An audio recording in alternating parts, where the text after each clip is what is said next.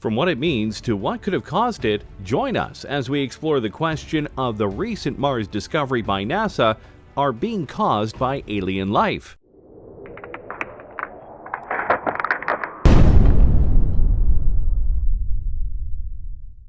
Alright, so what exactly is going on with Mars this go-around? I mean, we're trying to get to the planet in terms of human ships within this new decade, so what could it possibly offer now that we haven't found out about already? Well, more than you might realize. I mean, we've already found water and ice on Mars, and then we found that it may have had all sorts of life in the past and a much greener composition before it had a hole in its atmosphere.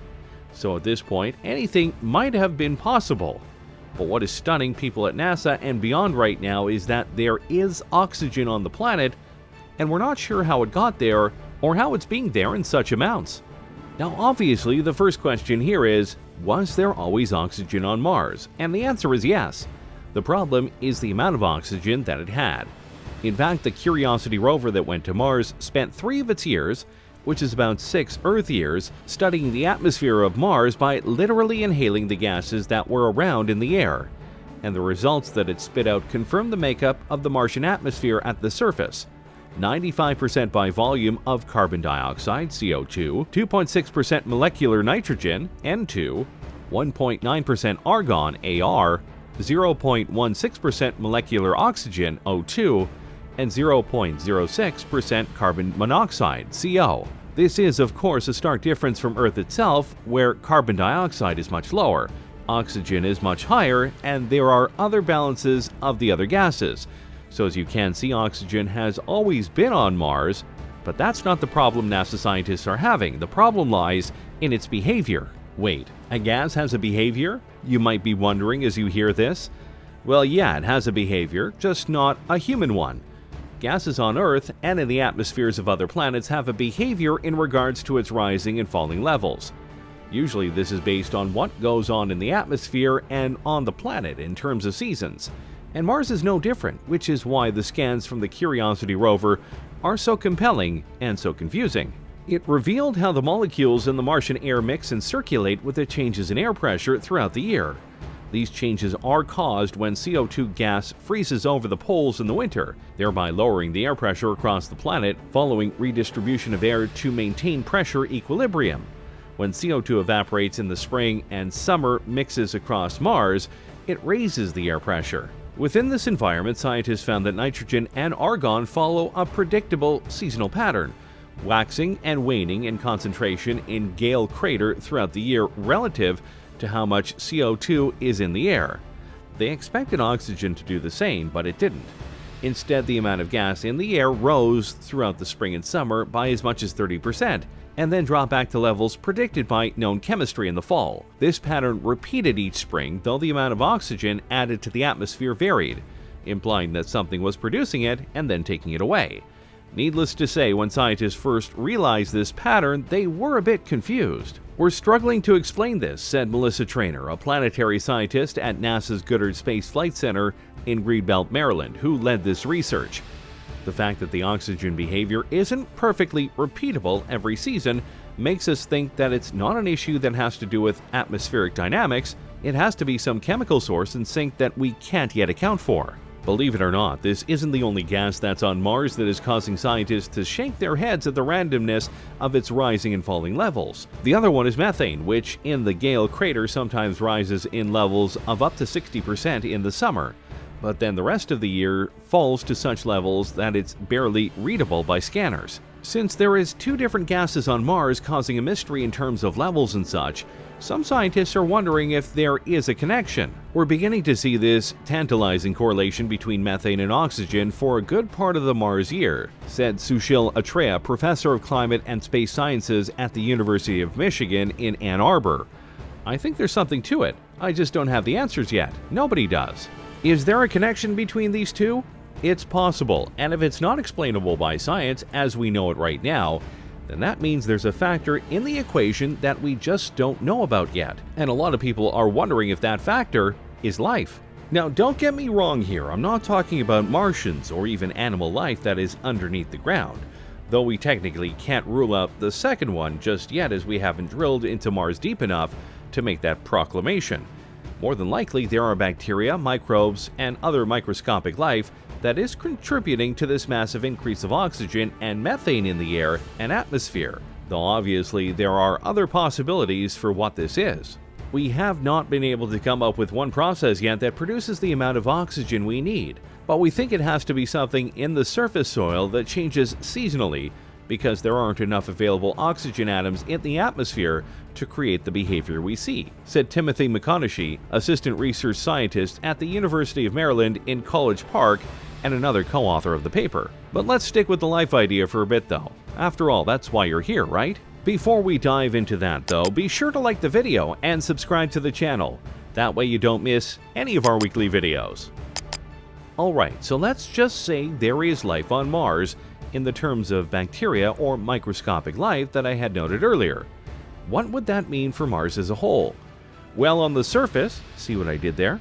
It would mean that Mars has much more to offer us than before, as well as proving that there are an infinite number of surprises that it might just hold for us. But sticking with the life aspect, if we do find things like this, it could mean that there is even more life on Mars than we anticipated.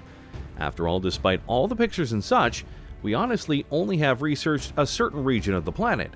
We haven't been all the way around it, not even close. The recent focus on the Gale crater was because of timing and past results with other rovers, which is good because that's where everything that's been exciting on Mars has been found recently. Anyway, if the life is within the crater, somewhere in the soil and ground beneath, that could mean that there are other spots like this all around Mars. Clearly, it's not all over Mars, or it would have been detected earlier, much earlier in fact. But the fact that it's seasonal and is happening in at least one spot proves that something is causing it, whether it be chemical or organic in nature. But if it is organic, and if we can get samples of it, and figure out how it's doing this thing, that could quite literally change everything for us on Mars. Not just because we discovered life of some kind, but because of what we might be able to use it for. How so? Well, recall the gas composition of the Mars atmosphere? It's not exactly breathable for humans. But if we could get this, let's say bacteria, and figure out how and why it's able to produce such oxygen in the atmosphere at certain rates, we may be able to get it to do that on command and give us a breathable air supply. Granted, it wouldn't be able to just fill up the atmosphere with oxygen, though that is something that could happen in the future, as I'll explain later. But if we were to live in a human colony, we would likely be in a dome or something of the like. Recycled oxygen would be the way to sustain us long term, but where would the oxygen come from at first? Yeah, we'd have tanks of oxygen that would fuel things like suits, but for a colony, that's another matter. These bacteria could help give us the levels we need to fill up a colony and make it livable long term, as well as be a backup plan should something go wrong with the oxygen recyclers. Now in the long term, if we could do this en masse with the bacteria or other organisms, we could do something with Mars that has only been theorized for a long time. Terraforming. Oh yeah, we're going to change Mars at its core level and above. Terraforming is the act of changing a land from one nature to another.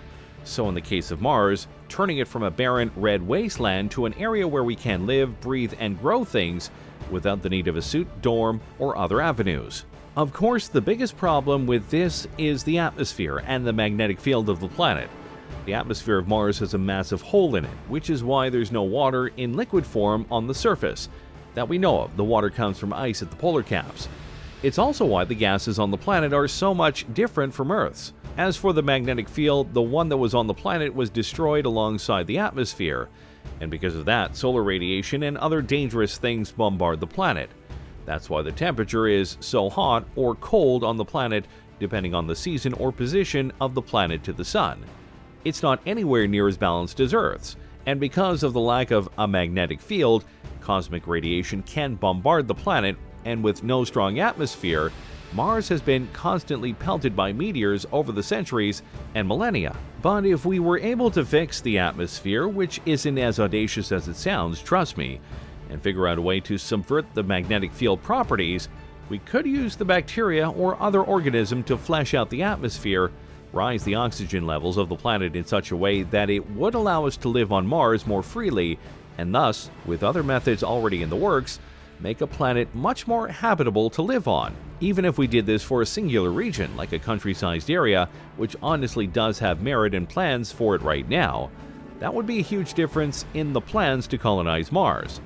Oh, and if we did that with the methane ones too? Methane is an energy source, and thus we could use it to power just about anything on the planet. Win-win. And yeah, there's also the thing about how we discovered life on another planet. That's cool too. I'm sure people will be excited by what that might mean for the universe as a whole. No big deal. I kid.